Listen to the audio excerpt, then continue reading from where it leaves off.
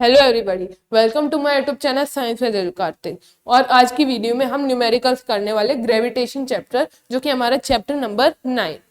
तो पिछली वीडियो में मैंने आपको बिग जी और स्मॉल जी के डिफरेंस पे एंड कर दी थी वीडियो, और मैंने आपको एक्सेलरेशन ड्यू टू ग्रेविटी भी बताया था, और साथ में importance of universal law of gravitation भी बताया था। तो सबसे पहले हम फर्स्ट क्वेश्चन पे आ जाते हैं। इसमें कुछ फॉर्मूलाज यूज होंगे जो मैं आपको क्वेश्चंस के साथ साथ ही बता दूंगा। तो find the change in the force between two objects if distance between them is halved.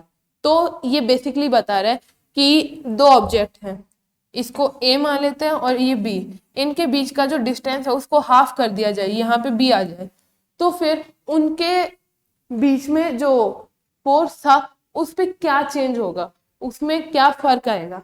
तो ये हमें फाइंड आउट करना है। तो सबसे पहले आर की वैल्यू हो गई हमारी r/2, इसको क्लियर कर देता। तो r इक्वल्स टू r/2, क्योंकि डिस्टेंस हमारा हाफ हो चुका है। और हमने पिछली वीडियो में हमने ये भी फाइंड आउट कर लिया था कि जो हमारा फाइनल आएगा वो होगा gm2/r², अगर हमें दो ऑब्जेक्ट के बीच में फोर्स फाइंड आउट करना है।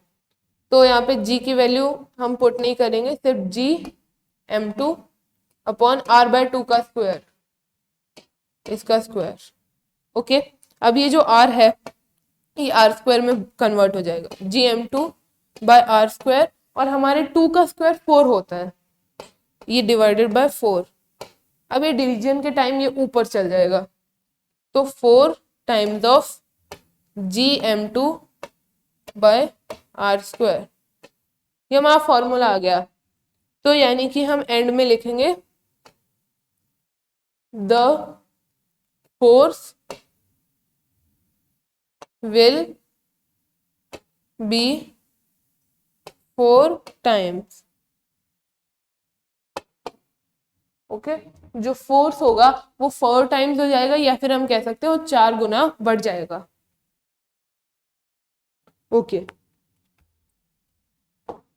तो अब हम पेन लेते हैं और ये हमारा सेकंड क्वेश्चन है। इसमें ये गिवन है force between earth and a 1 kg object. हमें फाइंड आउट करना है कि दो ऑब्जेक्ट्स हैं, उनके एक तो अर्थ है और उसके ऊपर एक ऑब्जेक्ट रखा है जो कि 1 kg का हमें गिवन है। हमें ये फाइंड आउट करना है कि उनके बीच का जो फोर्स है वो कितना आएगा। यानी बेसिकली हमें ये प्रूव करना है कि अर्थ के ऊपर जो ग्रेविटेशनल फोर्स है वो 9.8 kg है, ये हमें प्रूव करना है अप्रोक्सीमेटली। तो फिर सबसे पहले हम लिख देते हैं, इसका मास है 6 × 10⁻24 kg, और इसकी रेडियस गिवन है अर्थ की, जो कि 6.4 × 10⁻6 मीटर। पर अब आप सोचोगे कि अरे ये तो याद करने में बहुत प्रॉब्लम होएगी, मगर इसको याद नहीं करना। जो भी प्लेनेट का हमें फाइंड आउट करना है वो ऑलरेडी गिवन होगा क्वेश्चन में। हमें बस एक चीज याद रखनी है, जो कि है g की वैल्यू। g equals to 6.67 into 10⁻⁻11। ये 11 अच्छा नहीं बना, erase and make again. Yes, ये हमारी g की वैल्यू है, बिग जी। और स्मॉल जी मैं आपको बता चुका हूं, उसकी value planet to planet depend करती है। तो इसमें क्या फॉर्मूला डिराइव था, gm2/r²। तो g की वैल्यू हमें गिवन है 6.67 इंटू 10⁻⁻11। आई थिंक आप लोग ये भी सोच रहे होंगे कि जब वो अर्थ के एकदम कांटेक्ट में, एकदम टच पे है सरफेस, तो फिर इसकी वैल्यू तो 0 ही आ जाएगी। लेकिन ऐसा नहीं होगा, क्योंकि कभी भी हम फोर्स फाइंड आउट करते हैं तो सेंटर ऑफ द ऑब्जेक्ट से फाइंड आउट करते हैं, उसके कोर का भी जो सेंटर होगा। तो इंटू -11 और यहाँ पे मल्टीप्लाइड बाय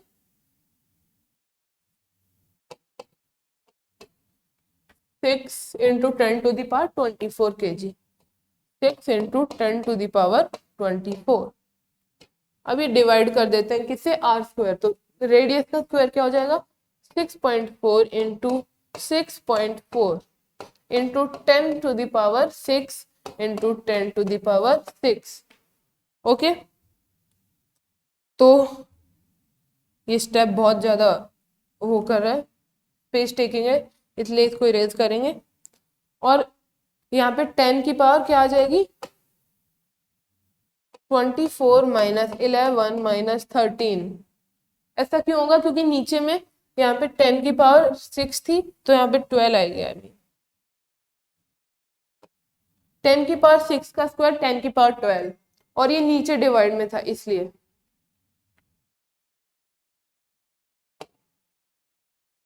और क्या बचा? यहाँ पे अर्थ का मास भी आएगा, आई मीन जी की वैल्यू आएगी 6.67, और ये इंटू 10⁻⁻11 इधर आ गया, तो क्या बचा? 6 बचा, जो कि था मास ऑफ अर्थ के अंदर गिवन। अब यहाँ पे नीचे क्या था? 6.4 इंटू 6.4। अब पहले हम इसको रिमूव कर देते हैं, तो ये भी रिमूव हो जाएगा। अब यहाँ पे 64 इंटू 64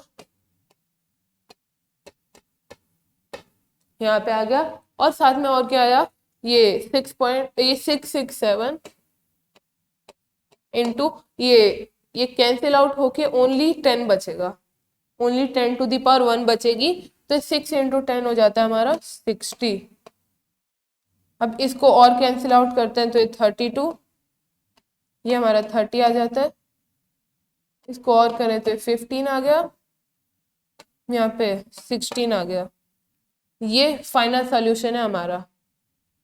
तो हम नेक्स्ट क्वेश्चन की तरफ बढ़ते हैं। तो ये हमारा फाइनल आंसर लिख देता हूँ पहले मैं, 667 into 15 divided by 64 into 16।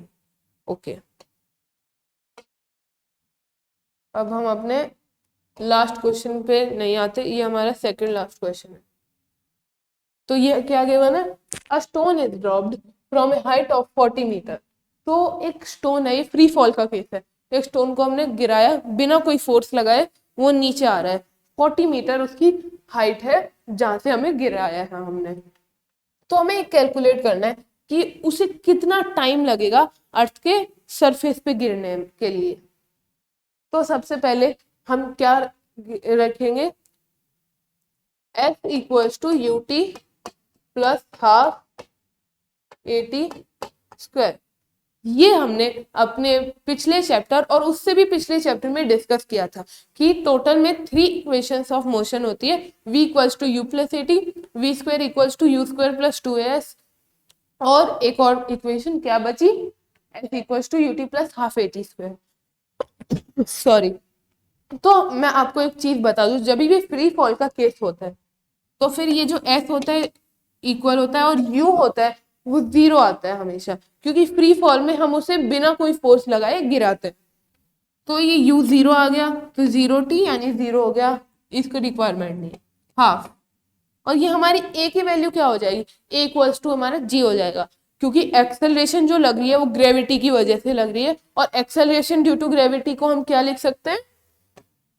G, small g। यहाँ पे हमारा T स्क्वायर आ गया। तो ये फॉर्मूला हम अभी पुट करते हैं, ये फॉर्मूला हम पुट करेंगे तो S 40 हो गया हमारा, यहाँ पे हाफ का हाफ रहेगा वो, ये इंटू 2 हो जाएगा, हाफ इधर से आएगा। तो G की वैल्यू क्या है हमारी? अप्रोक्सीमेटली गिवन है कि अप्रोक्सीमेटली 10 लेना है हमें। यहाँ पे हमने 10 लिख दिया, क्योंकि ये उधर मल्टीप्लाई में था, नीचे डिवाइड में आ जाएगा। तो हमारे किसकी वैल्यू आ जाएगी? T स्क्वायर की वैल्यू आ जाएगी। ओके, तो 0 से 0 कैंसिल आउट, तो T स्क्वायर की वैल्यू क्या आ जाएगी हमारी? 8 आ जाएगी। T क्या आ जाएगा? √8। अब 8 का क्या रूट होता है? 8 को हम लिख सकते हैं 2 इंटू 2 इंटू 2, तो एक 2 बाहर आ गया और एक 2 अंदर रह जाएगा। T की वैल्यू आ जाएगी 2√2 सेकेंड्स।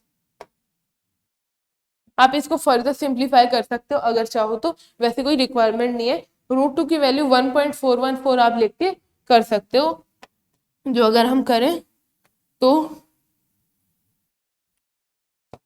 यहाँ पे हमारी वैल्यू आ जाएगी 2.828 सेकेंड्स, यानी अप्रोक्सीमेटली 3 सेकेंड्स। ये हमारा आंसर हो जाएगा। अब नेक्स्ट पे आते हैं। जो कि हमारा लास्ट क्वेश्चन होगा। तो ये क्वेश्चन आपने शायद तक पहले भी किया होगा, कहीं किसी क्विज में या फिर नॉर्मली किया होगा, या फिर आपको ये भी पता होगा कि जो मून होता है उस पे कोई भी ऑब्जेक्ट, उसका जो ग्रेविटेशनल फोर्स होता है वो अर्थ का 1/6 होता है। तो हमें ये गिवन है कि एक ऑब्जेक्ट है जिसका मास अर्थ पे है 60 kg, तो मून पे कितना होगा? तो कैलकुलेट करते हैं। 60 यहाँ पे गिवन है, जो ग्रेविटी मून पे है वो अर्थ के 1/6 है, तो इसको इंटू 1/6 कर देंगे। बस इतनी सी कैलकुलेशन है। अभी 10 आ गया, तो approximately equal to 10 kg। Y?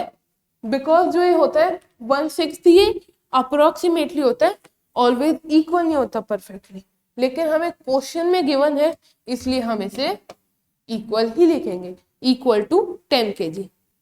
तो फ्रेंड्स ये वीडियो का एंड है और हमारे टोटल क्वेश्चंस हो चुके हैं। अब नेक्स्ट वीडियो में मैं इसी चैप्टर से कंटिन्यू करूंगा further. Okay friends, bye bye, see you all in the next class.